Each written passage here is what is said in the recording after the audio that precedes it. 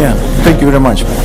I have to say, from Davos, something very personal. From Davos, I will come immediately to Germany to celebrate 90th birthday of my mother. I evacuated my parents from Kiev just immediately after the beginning of full-scale Russian invasion, and now she turns 90, and her main dream, and she's telling me is very, very often, to return to peaceful Ukraine. And the same dream as my mother has many millions of Ukrainians, their main dream, to have just and secure peace. But unfortunately, our enemy doesn't want to make peace, and we must get them to end the war and make peace. And for that we must crush their hope that they can win. And this is the only way how they will get that, how they will end the war and will seriously negotiate about peace. And now our outstanding guests, our outstanding speakers will discuss how to get there. And we have also extraordinary moderators, great friends of Ukraine, Zani Menton-Bedos from The Economist and Farid Zakaria from CNN. Last, this is 5th Ukrainian breakfast during the war. And my main dream, this is last. Thank you, Farid, floor is yours.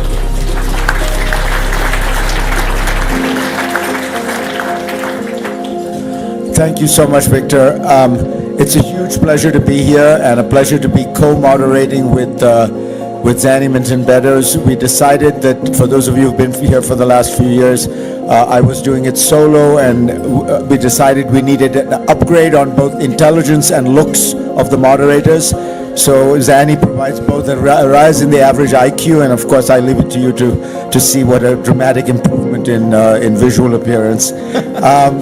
Before we begin with our very distinguished panel, I thought I'd take advantage of the fact that the chairman of WEF, Larry Fink, is here with us. And Larry is not just chairman of WEF, but has been closely involved in the question of how to bring reconstruction funds to Ukraine. As every one of us sees these buildings being blown up, these hospitals being blown up, these power plants being blown up, you ask yourself, how will this ever be rebuilt? And that is the question I put to you, Larry. Yeah, if you could just go to the podium, that's easiest.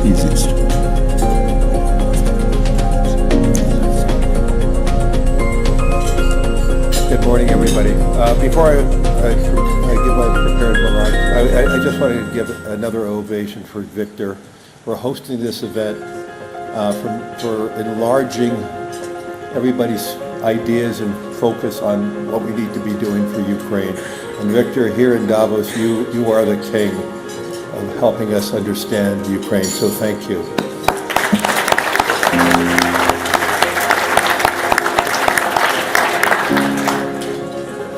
And thank you, Farid. So, we're meeting here at a moment when Ukraine's resilience is no longer in question.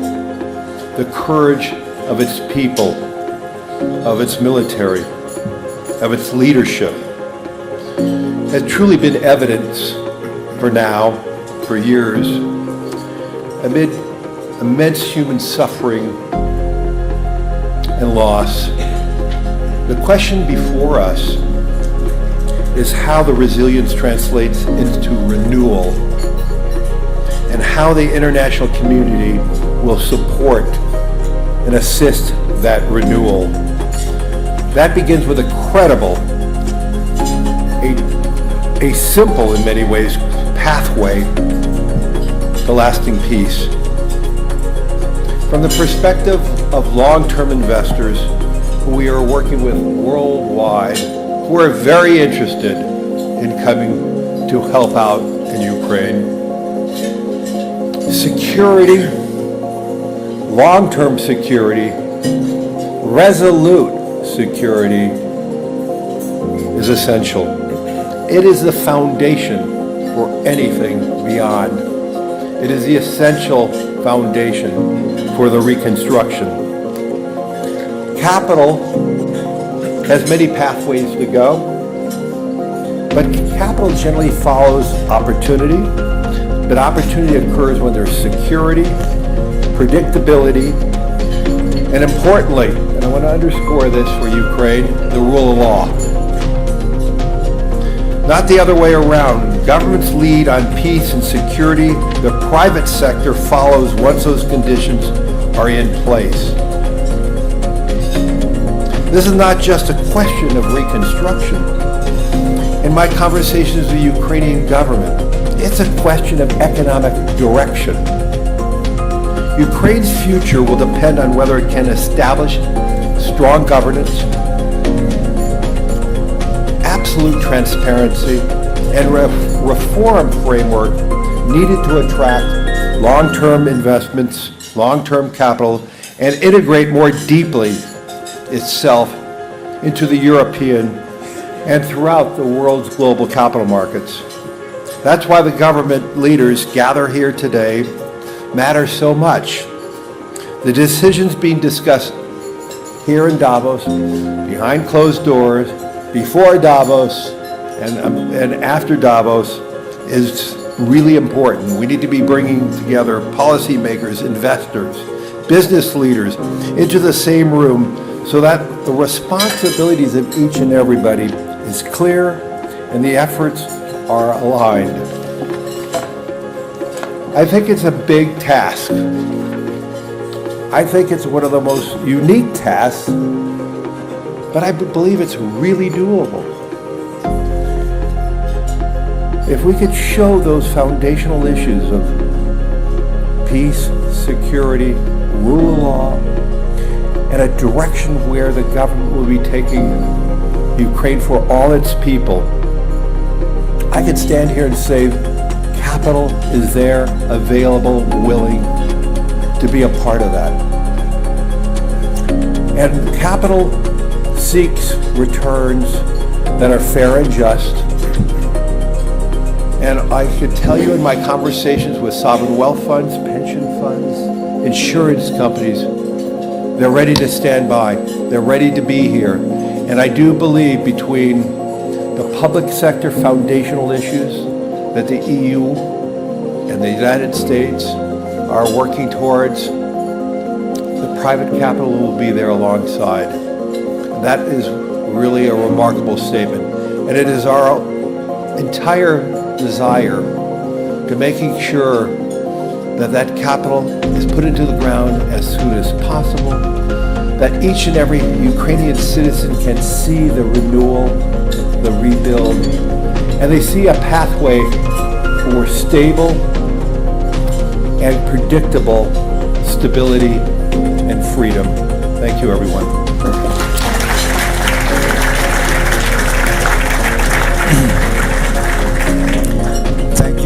Thank you so much, Larry. As you can see, we have a galaxy of heads of government here, but I thought I would begin with the one gentleman who is not a head of government at the stage, who is Mark Rutte, the Secretary-General of NATO. Mark, first, thank you for being here. I know you've been busy for the last 24 hours saving the Western Alliance, for which we all thank you. And you're almost getting as much applause as the Ukrainian soldiers. I guess the question would be, if I may, do you feel after these last few days that the crisis has been resolved over Greenland and that Greenland will remain a sovereign territory of Denmark? And does all of this give you a sense that the United States under current administration is truly committed to the support of Ukraine and to the independence and sovereignty of Ukraine? Yes. But let me say, on the Ukraine, absolutely answer is yes, and I've never doubted this. President Trump is the one who broke the deadlock with Putin, started to negotiate, which was crucial because he was the only one who was able to do that from his position when he came to office in January. And he is pushing with Steve Witkoff, with Jared Kushner, with Marco Rubio, endlessly, of course with help from many Europeans, Johnson Powell I see here, and so many others in this room, working day in, day out to get the Ukraine issue solved, to get the war brought to an end, a sustainable end, where Russia will never ever try to attack again. And when it comes to the Arctic, President Trump in his first term already said we should spend more time and more energy on the Arctic and to defend the Arctic against the Russians and the Chinese, because the sea lanes are opening up. Greenland, yes, not only Greenland, it is the whole Arctic. 7 nations in NATO, 1 outside NATO, Russia, and these 7 have to defend themselves against Russia and China. And what we discussed yesterday, it was a very good discussion, is how can we do that? 1, how can collectively the NATO allies help here, the 7 in the High North, and also others to support that, but the 7 in the High North, including the United States, because also the United States is an Arctic country because of Alaska, and of course Canada, Iceland, Denmark, Sweden, Finland and Norway. How can we make sure that these countries collectively make sure that the Arctic stays safe, that the Russians and the Chinese stay out? And then when it comes to, so that's one work stream coming out of yesterday, and the other is to make sure when it comes to Greenland, particularly, that we ensure that the Chinese and the Russians will not gain access to the Greenland economy, to militarily to Greenland, and that will be a discussion taken forward based on what already happened last Wednesday when Marco Rubio and Vice President Vance had their discussions with the Danish delegation to take that work forward, to make sure that that can never happen, that the Russians and the Chinese gain access to the Greenland economy or in a military sense. But of course, all of this is not about Greenland or the Arctic. First of all, this is about how can we protect ourselves against our adversaries. Our main adversary is Russia for NATO. And of course, we see China massively building up. So let's not be naive about China. But Russia is our main adversary. And these incredibly courageous Ukrainian soldiers, the Ukrainian military, the Ukrainian population are defending their country against Russia. And what I would hope today, we will discuss how we can help them. They need interceptors, they need our military support going forward. I know we have these peace talks going on, great, hopefully they will conclude soon. Yes, I know the European Union freed up 90 billion, fantastic, but we know that will only be concluded somewhere in April, May. And today, Kiev, Kharkiv, Lviv, but also so many smaller cities in Ukraine are being hit by Russian missiles, by Russian drones. We know that water supply is down. We know that electricity is down. It is minus 20 degrees in Kiev as we speak. So what we need is to keep our eyes on the ball of Ukraine. Let's not drop that ball. And that means, yes, great peace talks, fantastic. We will do everything to conclude them successfully, but it will not happen tomorrow. And they need these interceptors, this military support tomorrow.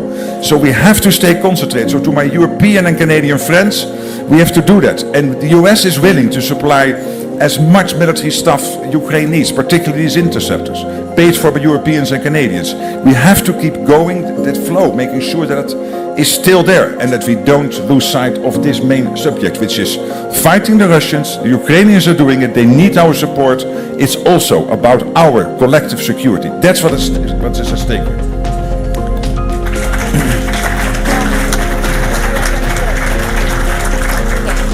How do I turn this on? I'm already failing at my co-moderating task since I can't turn the microphone on. Mark, congratulations on the last few days. Fareed, thank you for sharing the stage. And Victor, thank you for again putting together this extraordinary breakfast. And I salute our Ukrainian heroes. This for me is the most important breakfast in Davos. And I'm delighted to be here. Alexander Stubb, President Stubb, I wanted to turn to you and ask you, how do we actually get to the next stage that Mark Rutte has mentioned and to what Larry Fink just called the resolute peace and security that Ukraine needs? What are the next steps and how do we get Russia to the table?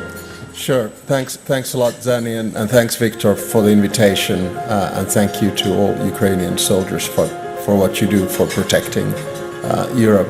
Before I begin, let me just gently remind on the Arctic question that NATO was just expanded with a country that has 1 million individuals trained in Arctic conditions, and that country is Finland. So I think we can do a lot on Arctic security. Now, my 2 points, one on the peace process and the second one on the narrative of the war. On the peace process, I think we are in a good place in the sense that the United States, Ukraine, and Europe, or more specifically the coalition of the willing, is on the same page. Ever since Jared Kushner came in with the help of the work of Jonathan Powell and many others, we're now in a concrete stage where we're looking at somewhere between 5+2 documents which have to do with security guarantees, the prosperity package which Larry has been working on, a sequencing document, and many others, and the 20-point plan, of course. I think on this particular situation, we're going to be in a position whereby we have full agreement between Ukraine, the United States, and Europe on what I would consider to be a good package, which has, I think, the elements for a lasting peace.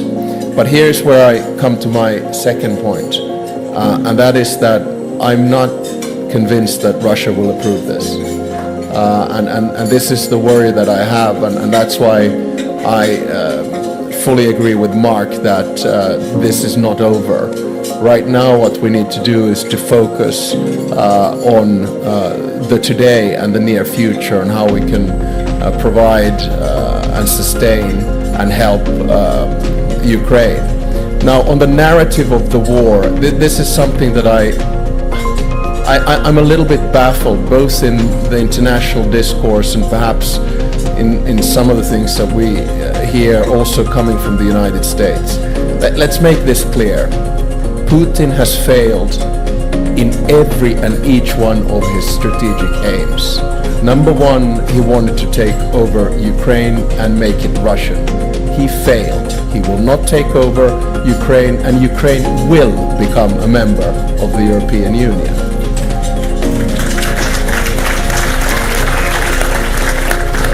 Number two, he wanted to prevent the enlargement of NATO. He got two substantive military powers into the alliance and doubled his border with the alliance because Finland joined. Number three, he wanted to project power around the world and in the region. Look what's going on in Central Asia. Look what's going on in the Southern Caucasus. Look what's going on in Iran. Look what's going on in Syria. Look what's going on in Venezuela. It's not exactly a success story from the perspective of the Kremlin. My final point is to say, from a military perspective, there seems to be this narrative that Russia is winning. I fundamentally disagree. In the past 1,000 days, Russia has advanced a maximum of 1 percentage point of Ukrainian territory. Today, the cost of that is 1,000 dead soldiers per day. That's 30,000 roughly per month. This is dead, not only wounded, and on the Russian side. In Afghanistan, in 10 years, 20,000 Russian soldiers died. On top of that, the Russian economy is suffering. There's zero growth, no more reserves. If inflation rates continue to multiply on the level at which they have been this year, that will be 30% of inflation this year. Add to that 16% interest rates. I don't think that the argument that Russia does not want to end the war because it believes that it can advance holds. I think the argument that Russia does not want to end this war because it is too expensive for Putin to end. He will not be able to pay the Russian soldiers. So the big dilemma that we right now have is that how can we force Russia to end this war? And there are only two things that we can do. One, continue to provide Ukraine with everything it's possible, and two, put more economic pressure on Russia. And then we will see that Ukraine will have won this war at the end of the day. Thank you.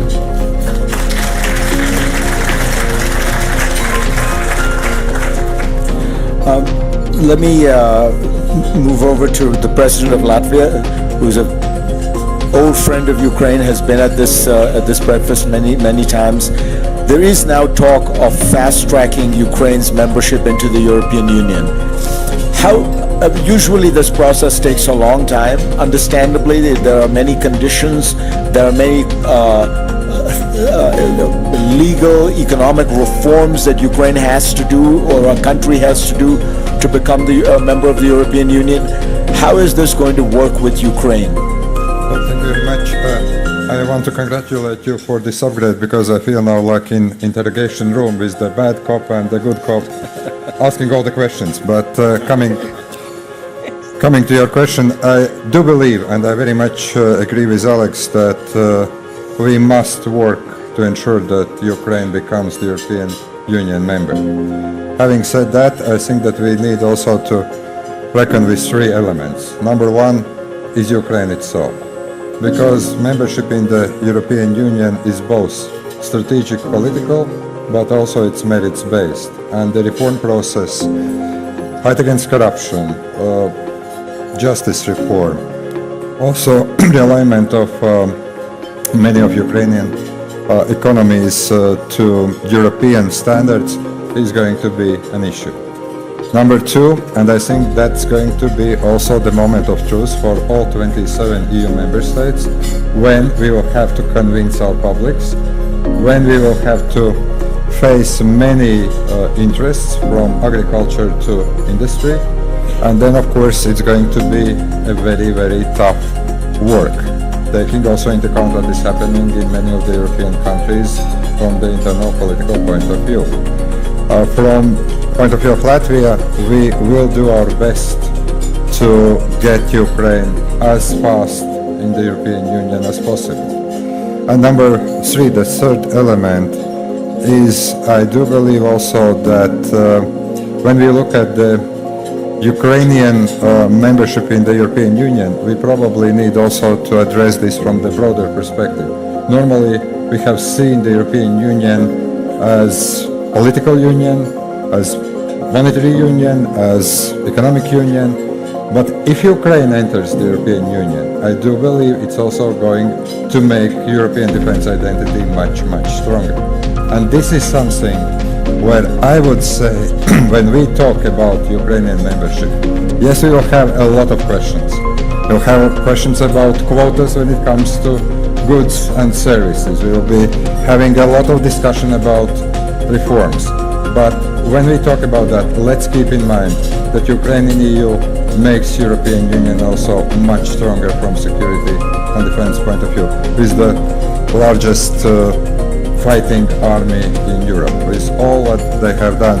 And also I want to use this opportunity to say that when we see those soldiers fighting right now, we also understand that they are keeping the whole of Europe out of the war of aggression that Russia would probably be able to launch as we speak. That's where the strategic choice for me is obvious. Ukraine must be in EU, but I also understand it's not going to be a very easy political debate across European capitals. I'd like to turn now to the Prime Minister of the Netherlands to continue this conversation about the challenge for the EU. Prime Minister, the President of Latvia has just laid out what Ukraine needs to do, but also what the European Union needs to do. And maybe you could elaborate on how you see the EU rising to the challenges, both of providing financing for these years to come so that we can have this resolute security that Larry Fink laid out, but also the seriousness of the path to EU membership. It will be difficult, as the President laid out, but what do you think needs to be done to give the people in this room confidence that the EU is for real on this?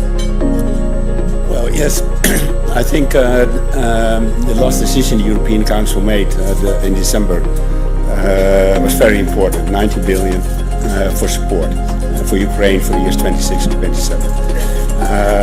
It was a tough European Council, but in the end we made it. And I think it was a very strong signal to the people of Ukraine that we are there. And that we are there for them, and that we fully realize, as the Netherlands have been from the start, that this is not only about Ukraine, but that the Russian aggression war against Ukraine is also about freedom and security in Europe. And that's also why the Dutch actually provided a lot of money, a lot of financial support, political support, and military support. And also we're welcoming those who need to go out of Ukraine and find a place somewhere in Europe. And I think that is important.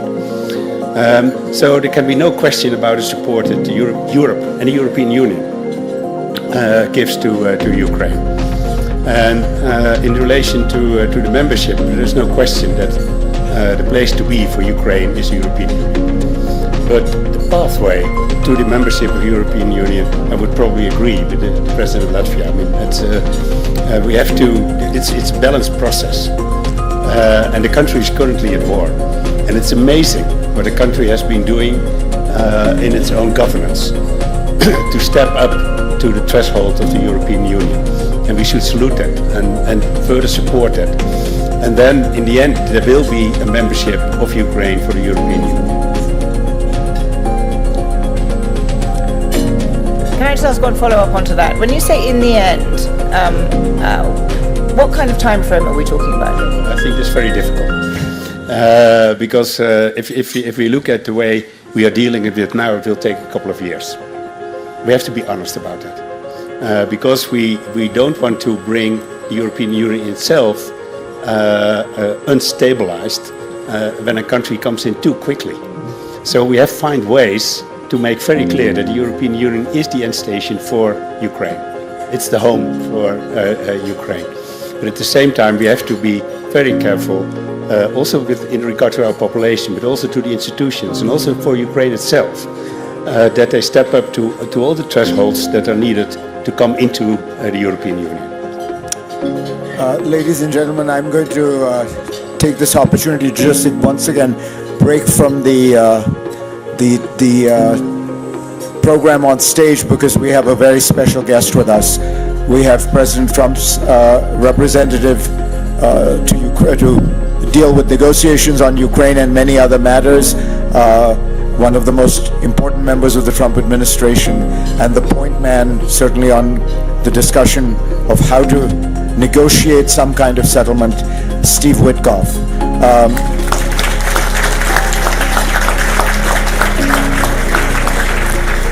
Can I get you, Steve, to tell us a little bit about the progress of the talks and how close you think we are to a deal? First of all, thank you. Kellyanne, thanks for having me. You can't say no to Kellyanne. She asked me last night to be here, but it's an easy one because I have many friends here, including my new friend David. First of all, thank you. I think we made a lot of progress. I think in the beginning of this process, there was a little bit of confusion. I was going to Moscow quite a bit, but I think it was important that we go there because we're at the end now, and I actually am optimistic. I spent the evening with David last night, with General Budanov, who's now Vice President Budanov, and Rustem. They've been amazing, by the way. You have, to the Ukrainian people here, you have an amazing negotiating team. We spent a lot of time together. I don't know how much, but it could be 100 hours together since Geneva. It's literally that comprehensive. And I think we've got it down to one issue, and we have discussed iterations of that issue, and that means it's solvable. So if both sides want to solve this, we're going to get it solved. That's my view. And I told the President that last night. And last night, Mark, I think, and it informs on this, the President sent out the tweet. We had a great meeting about NATO, about the European-American alliance, which informs on this conflict too, I think, as we discussed. So I feel encouraged. David, you're great to work with. And Rustem, and by the way, I want to mention President Zelensky because he's been on this issue. He's available, he's accessible. Whenever there's a need to call him to get a steer, we get on the phone with him. And of course, as everyone knows with President Trump, just as he said yesterday, Mark, with you, when we were talking about direct negotiations, he said, well, can I handle the negotiation directly? Would love to. So the President is always accessible as well, just the way he is. So we're off to Moscow tonight. We're not staying over. We're going right to Abu Dhabi.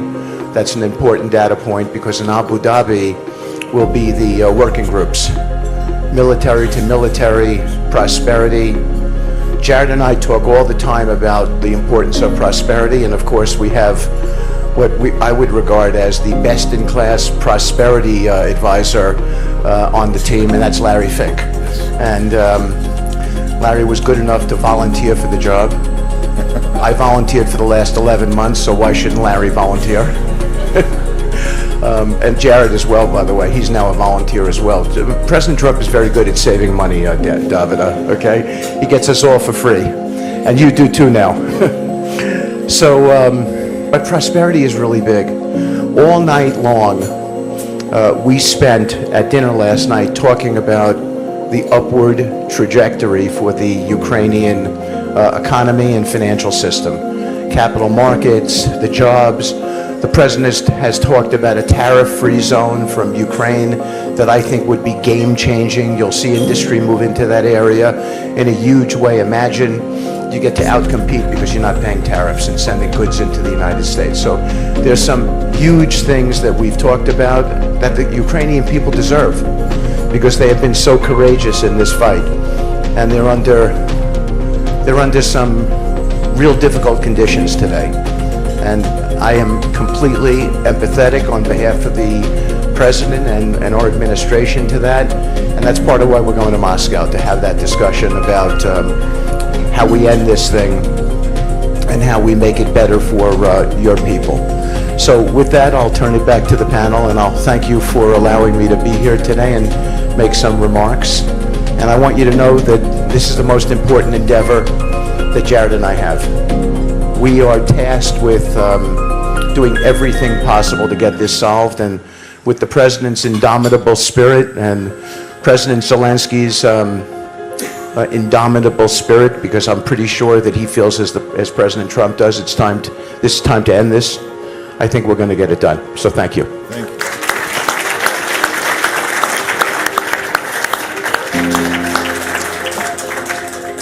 Thank you so much. It was incredibly valuable to hear literally from the negotiator's mouth where things stand. Let me go next to the Prime Minister of Belgium. One of the ways that Europe can demonstrate that it is serious about confronting the challenge from Russia would be, it would seem to me, confiscating Russian sovereign assets. This is an easy demonstration of European will. It does set a precedent, there's no question, and it feels to me that the precedent it sets is if you ruthlessly and aggressively invade your neighbor, violate international law, and commit war crimes, your money is now not safe. Why is that not happening? You know, I ask this because the government of Belgium has had a somewhat complicated stance on this issue. So now I know why you invited me. It's a very nice question.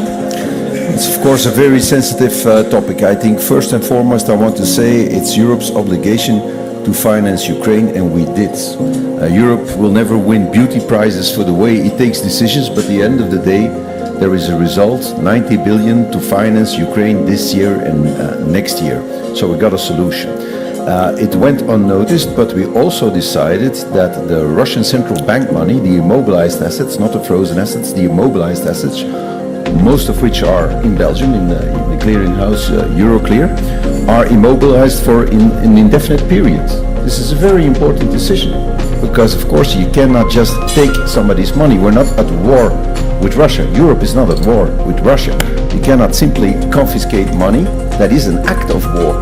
You shouldn't underestimate it. It has never happened in history. Immobilized money, even during the Second World War, was never confiscated. It would be the very first time that that would happen in history, and that would have grave consequences for Europe, for the belief, the trust in the financial system, for the Eurozone. It is not to be underestimated. There's no such thing as free money. Anything that sounds simple in reality is very complicated. And it went unnoticed, but we immobilized indefinitely. It is no longer depending on the sanctions that we have to prolong every 6 months. And we all know that not everybody at the European table, Europe is not a country, it's not a superstate with a supreme leader, it is a confederation. Everybody needs to agree, and we all know a difficult truth. Some European countries are not so pro-Ukrainian. Some might, at some stage, say we do no longer want to prolong sanctions, and then immediately you have to release those assets. Now, if you take assets, confiscate them, spend them, and at a certain moment in time you have to repay them, then you have a big problem. So I think we took a very good decision. The financing of Ukraine is there, and the assets will be immobilized until the end of the war, which means that, as it always went in history, when there will be a peace deal, the assets will be on the table. And let me be very clear about that. At that moment, if I have my way and I have a say in this, every penny of that money will be used for the repayment and the reconstruction of Ukraine. I would be very sad to see €1 return to Moscow. But we have to respect international law. It will happen at that moment. And between that moment and now, Europe will finance the war in Ukraine, as we should do, because they are fighting for us. Well, that's a very reassuring statement. Zani, do you have a...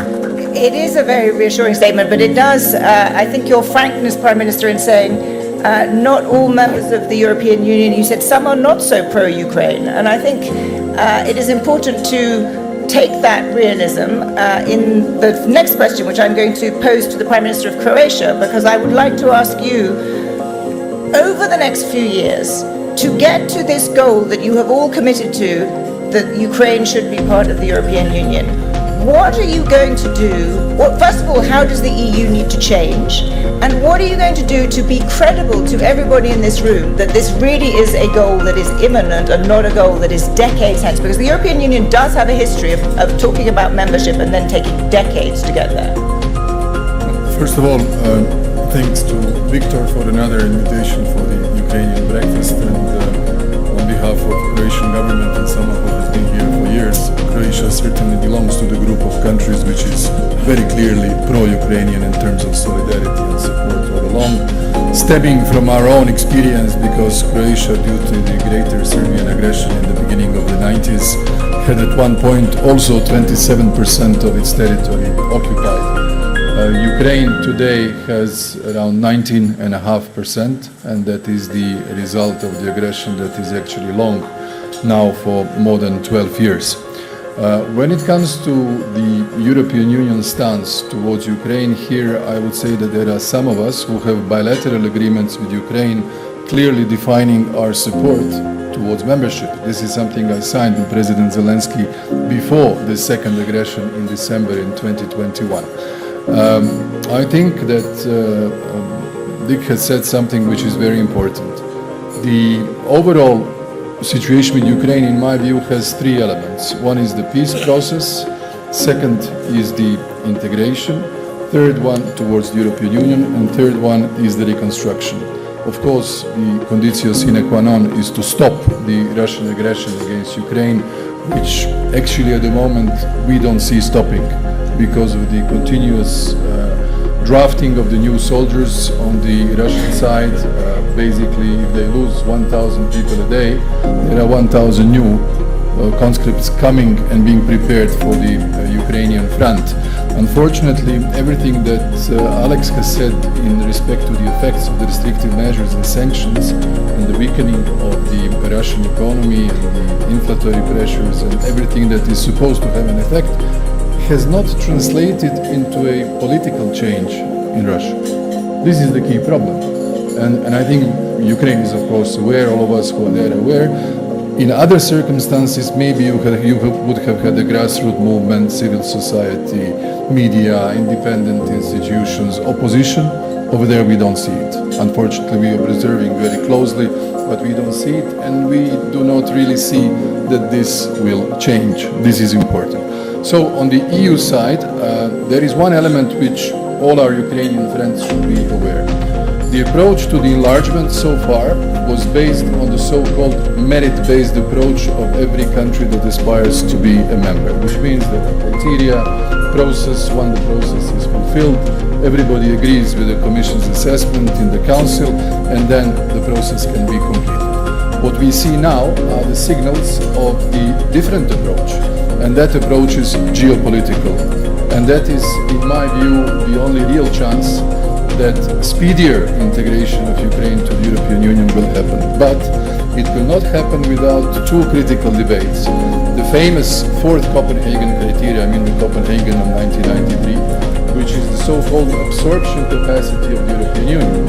And the absorption capacity in terms of Ukrainian membership means impact on budget, impact on key policies such as agriculture, cohesion, and most of all, the decision-making process. This will have to be combined in a way so that we deliver. That's why I'm not surprised that the Netherlands, who has always been, I would say, the watchdog of the proper enlargement, is a little bit more reserved than those countries who have, we are friends and I can say it, and Mark was exactly the same as you are, so it's not the change. I think the Ukraine has to be aware of this. So one thing is the political aspiration, the other thing is actual consensus on the date and its implications. So I think we are at a good position today, but before that, the key thing is to end the war. What I would advise, and I said this to President Zelensky, all the peace agreements and documents, they have two aspects. One is the moment in the context when they are signed, the pressure, the time, the sort of exhaustion of the difficulties that you are in, and their historical consequences 5, 10, 20 years later. My advice is never to leave an ink of a pen on the paper that was de jure give up Ukrainian territory. I think this is critically important for the whole legacy of this generation of Ukrainians, everything they have done so far, not only for the Ukrainian interest, but also as a clear precedent for the stability of international system and the international law, international relations in the future. This is something that we should not forget in trying to help Ukraine to attain the peace and prosperity, of course, which we shall support, and we as a country have supported in every possible way that we could. Let me move to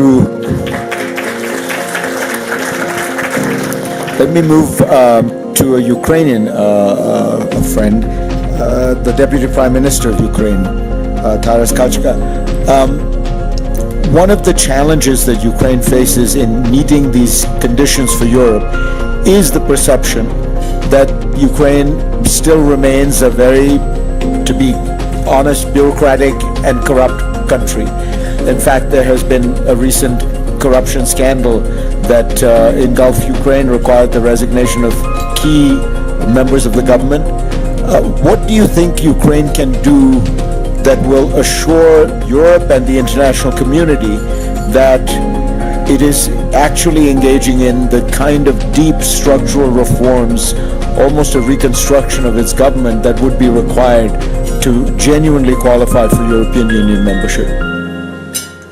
Thank you for this question that addressed to the most bureaucratic looking member of Ukrainian cabinet. You are not, by far.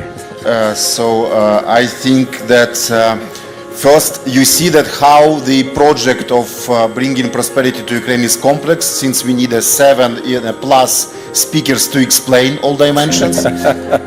And so I will concentrate on your questions, but I agree with majority of what was said, and I think that it's important to understand where we are, not only on what we need to do, but where we are in our position, so that all our partners want predictability, trust, rule of law.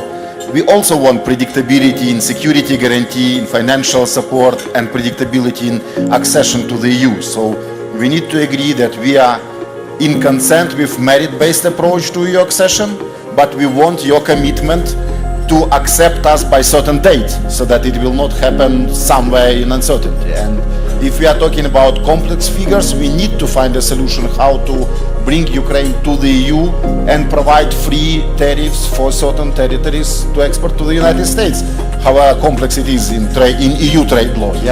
But let's talk about rule of law and corruption, where I think that we need to be conscious that we are in the, let's say, final and the most complex stage of structural transformation that lasted since 2015 or 2014. So we, thanks to the current parliament and MPs, we have independent and very functional anti-corruption framework. And the figures for last year, so that was like, I will quote as a bureaucrat, yeah, so that's, so NABU has started 737 cases last year. So it has special anti-corruption prosecution made 124 indictments against 280 in Ukraine. And courts issued 93 sentences against 130 persons. So it is there. And in my opinion, since I actually presented the resignation of these two ministers in parliament, is that every discovered case in Ukraine is a win because we are getting cleaner. And yes, indeed, we are still have some, let's say, echoes of the July events. Yeah, so indeed it was a mistake, and we all made a lot of mistakes. For example, we non-providing to Ukraine Taurus or Tomahawks, but we fixed our mistake. And the question whether other mistakes are fixed, we still have a lot of indecisiveness among our partners, and that's why we really committed to do the things, and we highlighted this in papers on prosperity, that we committed to all reforms within the New York session. We are saying that we want merit-based accession, and tomorrow I will report to member states on our success and so on. But we need to spend this year not yelling about complexities, not to lecture each other, but to closing all these things, to close the peace deal, to advance on the EU accession, on prosperity things, and next year to celebrate, maybe celebrate accession to the EU, even if it sounds fantastic. Thank you.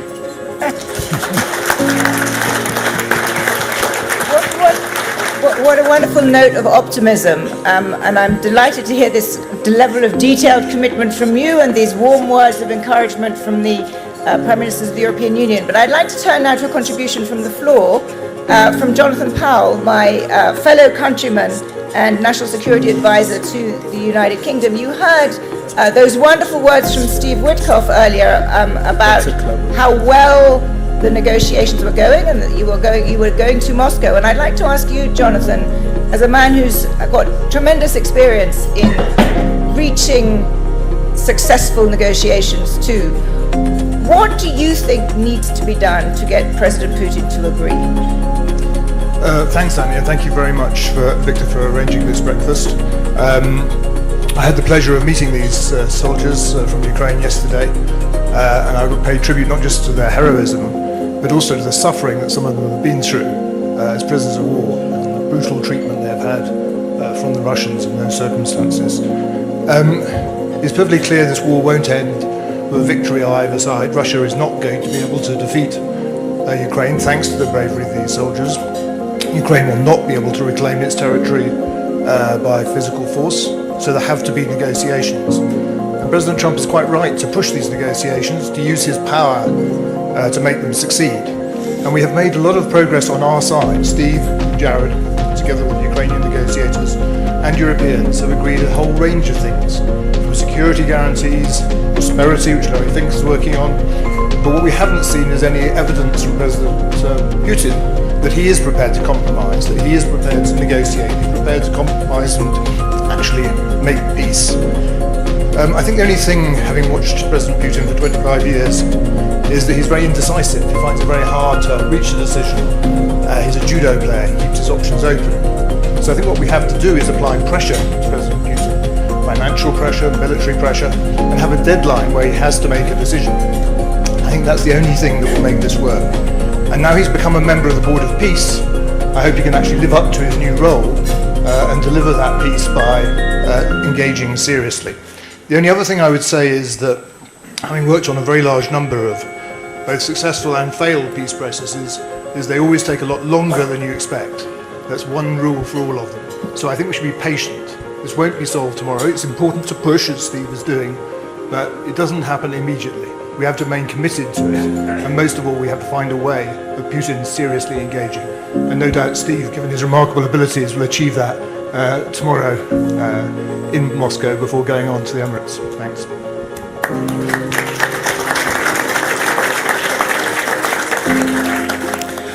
Let me call on a private citizen now, Eric Schmidt. About a year into the war, I suggested to Eric that he join me to attend the conference that Victor throws in Ukraine every year, which he has thrown for 20 odd years now, whose purpose is, and this is prescient 20 years ago, to integrate Ukraine into the Western world and to integrate Ukraine into Europe in particular.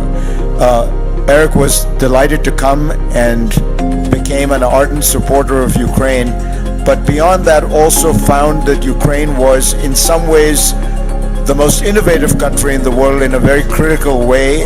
And I want you, Eric, to tell us what you thought then and what you think now of the way Ukraine is fighting this war. Can we get another mic that works, please? Thank you, Fareed. One of the things I learned about war is that war competition is tougher than business competition because lives are at stake. And the transformation in Ukraine from a tech-ish country to a tech country at scale has been dramatic. How do you win or hold against a larger opponent, 3 times, 4 times more people, much more weapons, artillery, and so forth? The answer is you innovate. And so as the brutal necessity of the war started, Ukraine developed a sort of new form of war, largely leading with drones. Soon the Russians copied. And so now in the crucible of this horrible, horrible war, which I spent a lot of time in, you're seeing whole new techniques that will be used in the future for national security, for NATO, for the West, and undoubtedly for our enemies as well. I've come to the view that war is actually going to completely reverse, and that the way you do war and the way you do national security will start with robots in the form of drones, air, land, and sea, and so forth. It is my absolute conviction that when this war is over, that Ukraine will become one of the largest suppliers of this new form of war, new form of defense, because the people are really that good. And by the way, having spent a lot of time with these people, you cannot imagine the courage of the people at this table. Thank you very much. Thank you, Eric. I'd like to now turn to Jens Stoltenberg, Minister of Finance of the Kingdom of Norway, and of course former NATO Secretary-General, to build on that.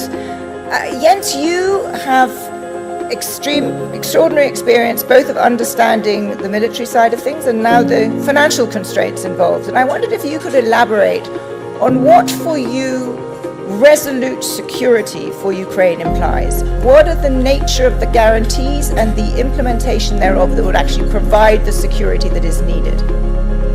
Thank you so much, Sani, and many thanks to Victor for hosting this very important event, and again, many thanks to the Ukrainian soldiers.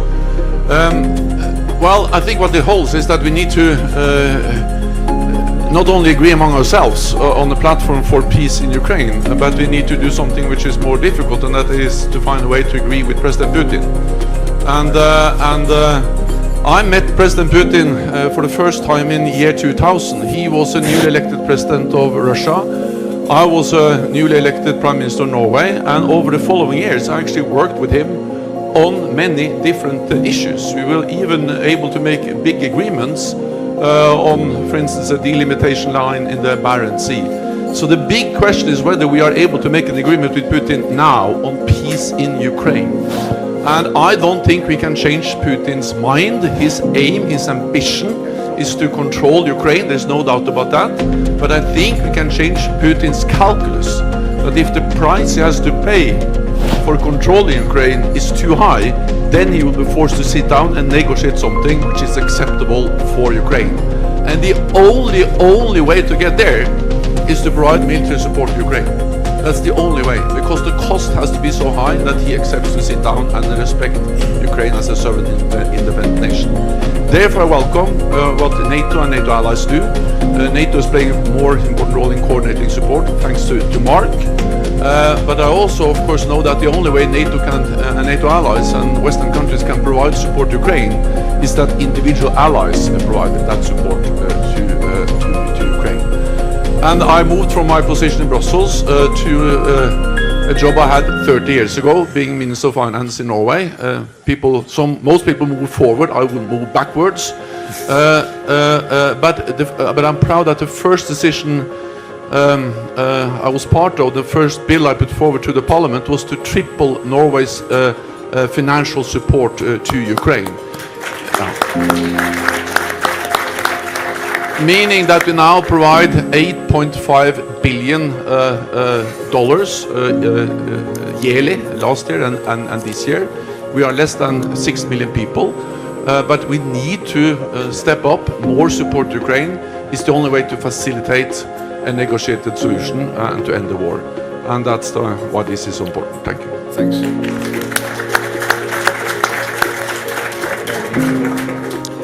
When we talk about support for Ukraine, of course, many people wonder how strong is the American commitment to Ukraine. And American government still in the Constitution has 3 branches of government, and we have a very distinguished representative from the first branch of government, Congress. Chris Coons, do you want to give us a sense of the mood in Congress in terms of support for Ukraine? One of the questions I think we should be asking in the United States is, who are these brave soldiers fighting for? Yes, they're fighting for their families, they're fighting for their country, but they're fighting for us. They're fighting for our freedom and our future. This will be defined as a century of freedom when they win. And the United States should be absolutely clear that we will provide uninterrupted, robust intelligence support, military support, and financial support to the cause of Ukraine. I'm here with a bipartisan delegation, Senators Tillis and Murkowski, Senator Graham, who has been furiously texting with me. Don't give him your number if you want to sleep. He is relentless. And I just want to briefly say, many of you know that there is unfinished work in the United States Congress. Next week we will pass the Defense Appropriations Bill. I'm the senior Democrat on Defense and Intelligence Appropriations. And it will include funding for Ukraine, for U.S. assistance directly to Ukraine, which I believe is an important public signal, hundreds of millions of dollars. But we also need to be prepared to ratify a strong security guarantee. So if we can do what has to be done next and get Putin to the table and provide the pressure on him and on all those who are buying his oil, we can conclude this war. So we need to be insistent and courageous and determined as politicians, every bit as much as these men and women who have served and sacrificed are. And we must be clear-eyed that the issues discussed, admission to the EU, access to frozen funds, sustained reform within Ukraine, incredible innovation that is transforming the future of conflict, can and should be met, as Steve mentioned, by tariff-free access to the United States markets and with a persistent and sustained, not just cautious, not just hesitant, but celebratory support of the fight for freedom that these Ukrainians have dedicated their lives and hearts to. Thank you.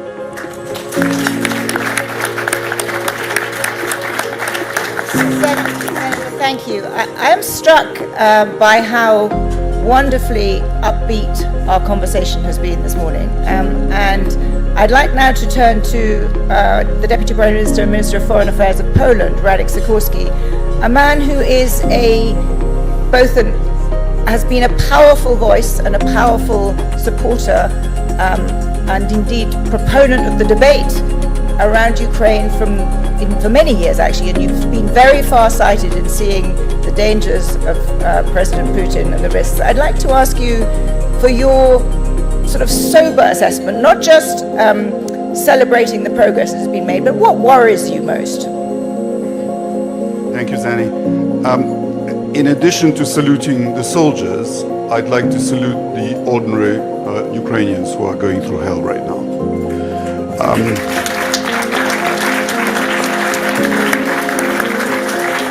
A large proportion of the people of Ukraine live in the type of communist era housing estates on which I was brought up in communist Poland. And they depend for heat and electricity on these area heating plants. And when the heat and electricity don't come through, you actually have to drain water from the radiators, and then these housing estates become almost unlivable. And you now have an exodus of population from the major population centers, including Kiev. And it's a real danger to Ukraine. These people did nothing to deserve this. Deliberately targeting civilian infrastructure is a war crime. Vladimir Putin is no man of peace. I was very cheered to hear Mr. Witkoff's assessment that we might be close to a deal, and I hope he's right. In the spirit of President Trump's hyper-realism, I'd like to just say what Europe's cards in this are. So last year, we financed not just the war, but also the functioning of the Ukrainian state. The biggest sanction on Russia is the denial of the European market to Russian oil and gas. We have sanctioned the clunker fleet. We have, as the Prime Minister of Belgium said, we have now permanently blocked the Russian assets. We have pledged 90 billion euros to sustain Ukraine for this year and next. We will be providing the majority of funds for Ukraine's reconstruction. We will take some risks in admitting Ukraine into the EU, and it is our security that is at stake. Poland is actually the only NATO and EU country that borders both on Russia and Ukraine. So these are our cards, and here's my one suggestion and one worry. The worry is that if Ukraine doesn't end up within defensible borders as a result of the deal that I hope comes, we will be planting the seeds of the next one.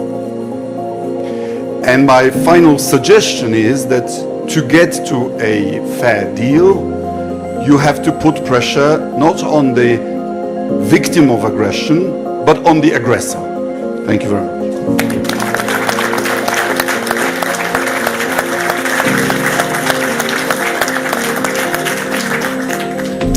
We've spoken a lot about the Ukrainian soldiers who are here, heralded their extraordinary courage, and for those of us who have seen them in Ukraine, it really is remarkable. I thought I'd call on one of them to share perspective at this moment.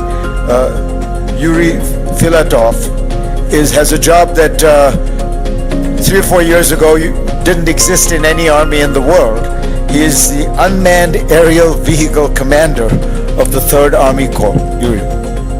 Yeah, thank you, gentlemen, ladies. Thank you for this opportunity to come here and to have this message directly from Frontline. During these days, we have great conversations with many nations, first of all European nations, and my main message would be for them.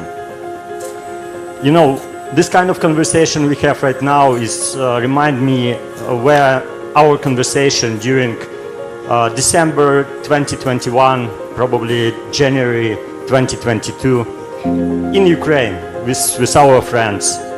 And we were also discussing possibilities, what would come and what can happen.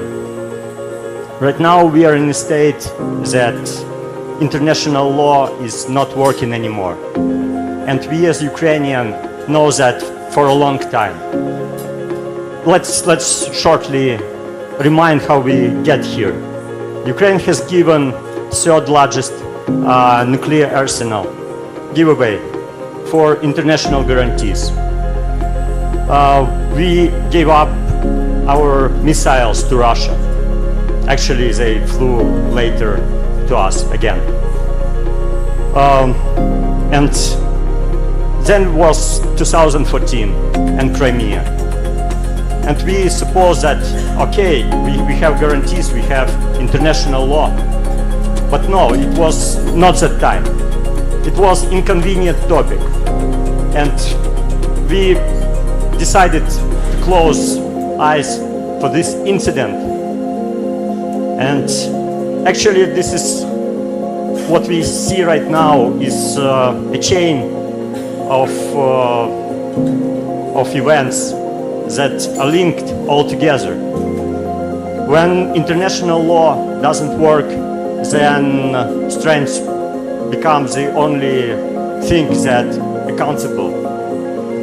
And I believe that, you know, when I was staying in line at enlistment military office in 2022, being an IT professional for 20 years, I was very angry for ourselves because we were believing in this.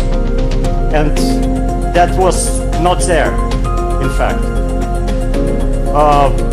You know, right now I'm talking to you as a Chief Unmanned System Officer of 3rd Army Corps, the corps that is larger than average European army, the corps that is holding 200 kilometers of front line and which is destroying 1,000 enemies per week. And from this perspective, I have a couple of advices. Just accept the reality. The reality, a new reality, that international law doesn't work. This trench, actually, the only thing that these neo-empires could actually listen to and could understand. It's not, unfortunately, I don't really believe in deals, because deals also are kind of rational, but they are not. And so please accept this. As soon as you accept, you will not be angry on yourself when something would happen to, first of all, to European. None of individual European armies can withdraw for the army we are holding. We are holding right now a 1 million+ army at the border of European Union. We are discussing that acceptance of Ukraine to European Union as it is. In fact, I believe Ukrainian army already a part of European security. We entered by fact the European Union.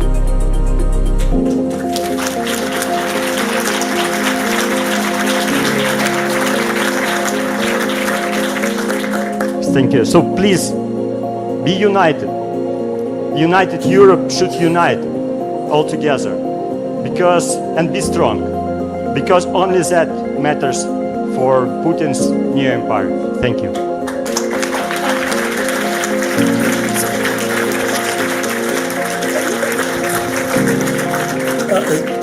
Zanny, can I take this moment to hand over the podium to you, because I have to go and chair the session with the President of Israel in the main WEF hall. President Stubb has a similar commitment, and I think the Prime Minister of Belgium has one. So Zanny is going to solo moderate. So now the IQ level has really gone up. Hardly, but thank you, Fareed. Thank you, President Stubb. Thank you, Prime Minister.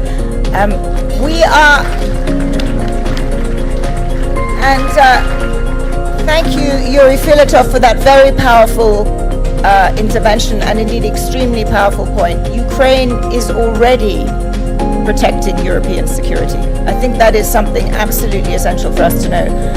We've been honored to be joined by two more US senators, Senator Murkowski and Senator Tillis. And I wondered, Senator Tillis, whether you would like to offer your perspective on the role that you would like the United States to play, both in the achievement of a peace deal and then in the sustaining of credible security guarantees for Ukraine.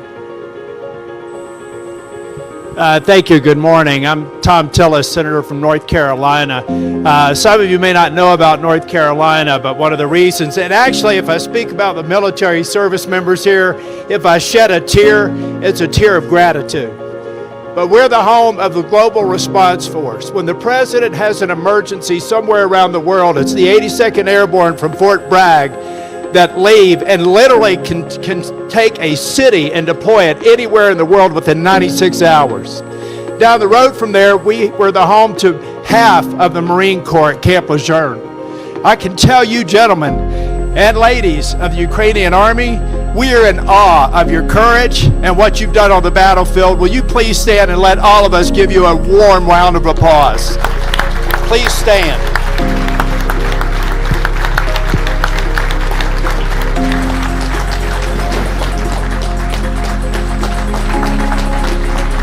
God bless you. God bless your families. And God bless Ukraine. Lasting peace. But here's where I come to my second point, and that is that I'm not convinced that Russia will approve this. And this is the worry that I have, and that's why I fully agree with Mark that this is not over.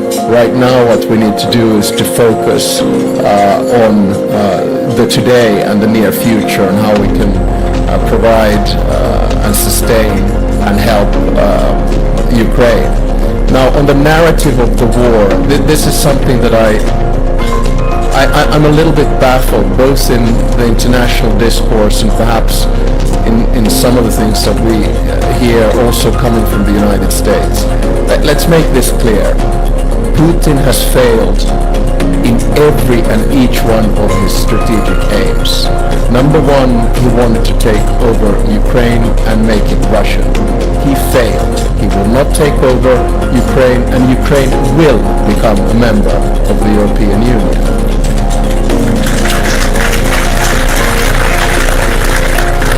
Number two, he wanted to prevent the enlargement of NATO. He got two substantive military powers into the alliance and doubled his border with the alliance because Finland joined. Number three, he wanted to project power around the world and in the region. Look what's going on in Central Asia. Look what's going on in the Southern Caucasus. Look what's going on in Iran. Look what's going on in Syria. Look what's going on in Venezuela. It's not exactly a success story from the perspective of the Kremlin. My final point is to say, from a military perspective, there seems to be this narrative that Russia is winning. I fundamentally disagree. In the past 1,000 days, Russia has advanced a maximum of 1 percentage point of Ukrainian territory. Today, the cost of that is 1,000 dead soldiers per day. That's 30,000 roughly per month. This is dead, not only wounded, and on the Russian side. In Afghanistan, in 10 years, 20,000 Russian soldiers died. On top of that, the Russian economy is suffering. There's zero growth, no more reserves. If inflation rates continue to multiply on the level at which they have been this year, that will be 30% of inflation this year. Add to that 16% interest rates. I don't think that the argument that Russia does not want to end the war because it believes that it can advance holds. I think the argument that Russia does not want to end this war because it is too expensive for Putin to end. He will not be able to pay the Russian soldiers. So the big dilemma that we right now have is that how can we force Russia to end this war? And there are only two things that we can do. One, continue to provide Ukraine with everything that's possible, and two, put more economic pressure on Russia. And then we will see that Ukraine will have won this war at the end of the day. Thank you.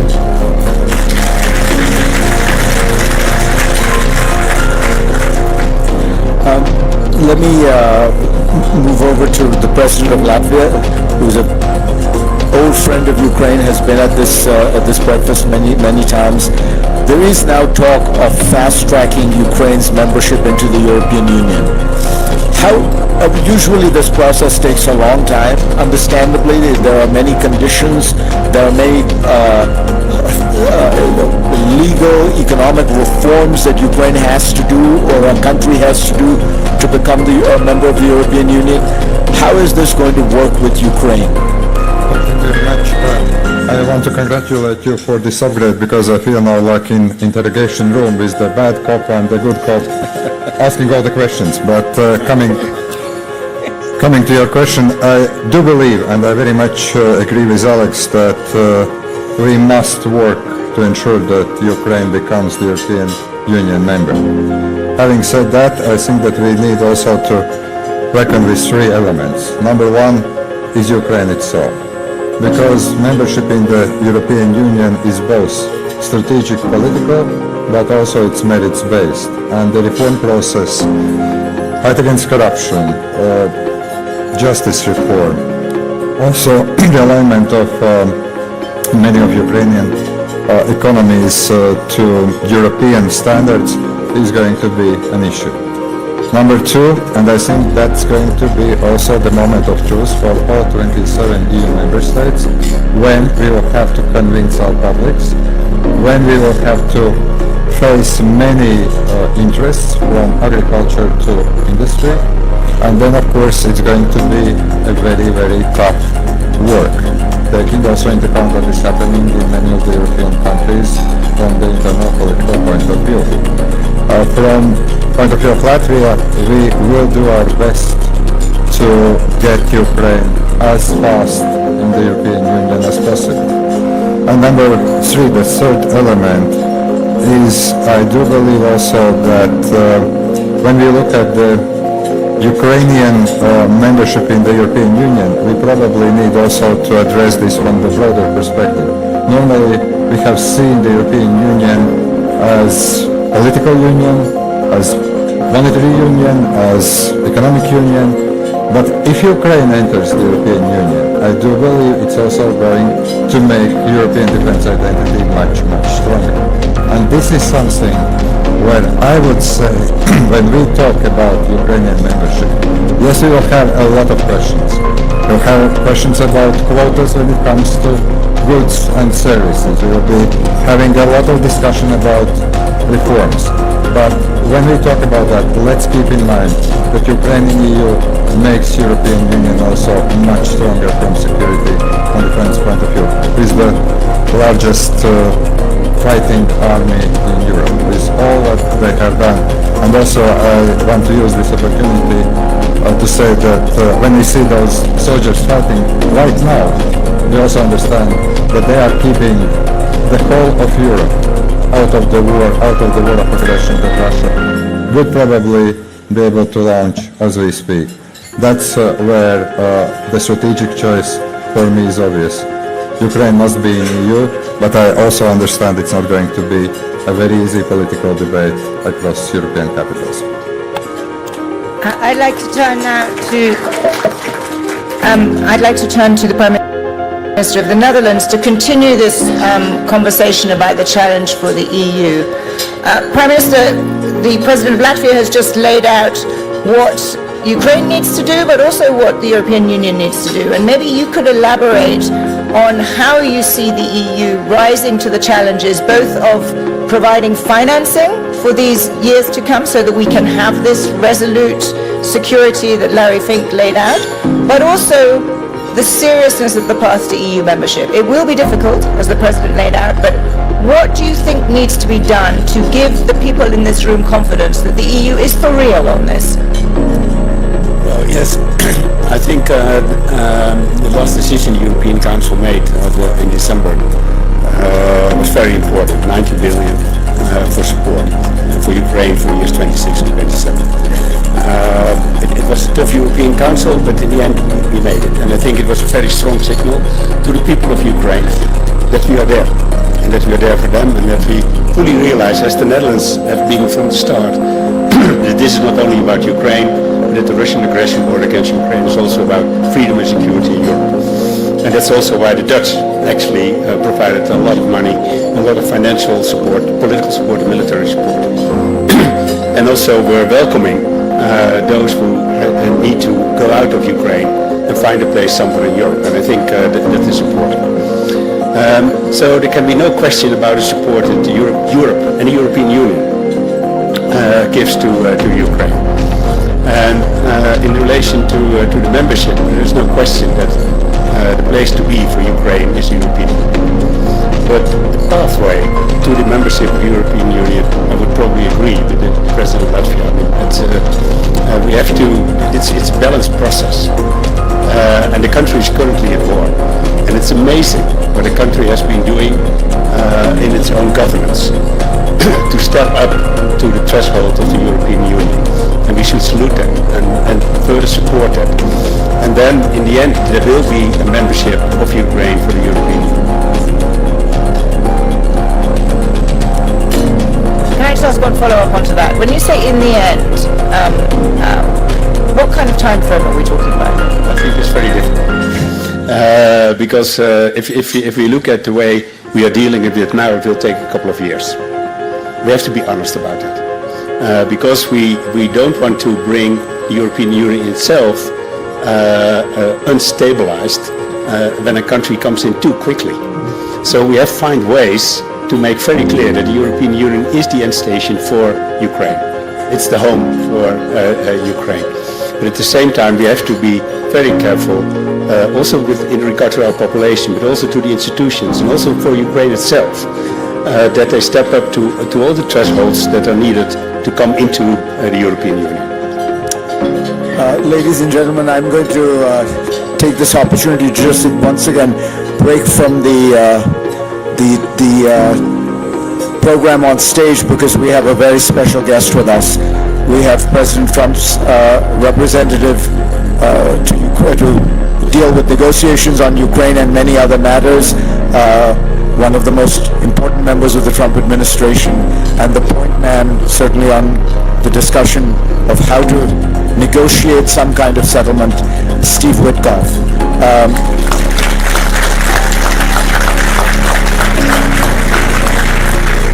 Can I get you, Steve, to tell us a little bit about the progress of the talks and how close you think we are to a deal?